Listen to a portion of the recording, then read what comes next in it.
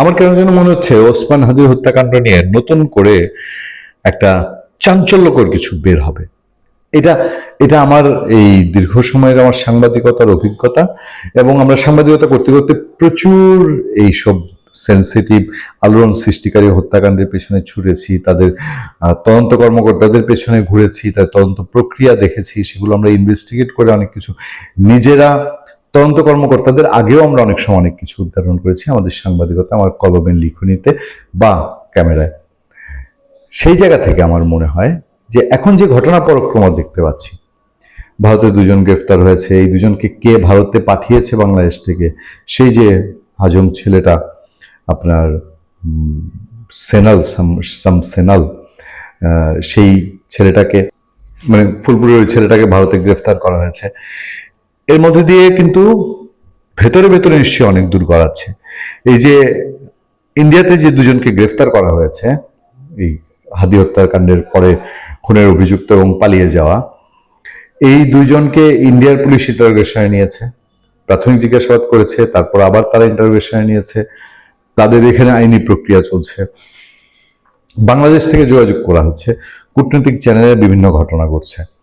ফলে এবং বাংলাদেশের রাজনীতির মহলে একটা চেঞ্জ এসছে, রাজনীতির মহলে একটা অংশ চুপ হয়ে গেছে হাদি হত্যাকাণ্ডের বিষয় নিয়ে। এই সময় সবশেষ আমরা যেদিন আলাপ করছি 15 মার্চ 2026, সেদিন জানা গেল বাংলাদেশের পররাষ্ট্র প্রতিমন্ত্রী শামা ওবায়েদ তিনি জানিয়েছেন যে এই ভারতে গ্রেফতারকৃত যে দুইজন তাদের জিজ্ঞাসাবাদের জন্য কনসুলার অ্যাক্সেস চেয়েছে বাংলাদেশ কনসুলার অ্যাক্সেস চেয়েছিল, সেই কনসুলার অ্যাক্সেস এখন পর্যন্ত পাওয়া যায়নি।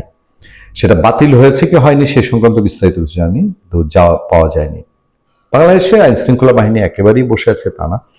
নতুন খবর হচ্ছে ফয়সাল আলমগীরকে জিজ্ঞাসাবাদে কলকাতায় যাবে প্রতিনিধি দল। হাদি হত্যাকাণ্ডে কনসুলার অ্যাক্সেস পেলে ওসমান হাদি হত্যা মামলার 2 আসামিকে জিজ্ঞাসাবাদের জন্য বাংলাদেশের প্রতিনিধি দল কলকাতায় যাবে বলে জানিয়েছেন পররাষ্ট্র প্রতিমন্ত্রী শামা ওবায়েদ ইসলাম।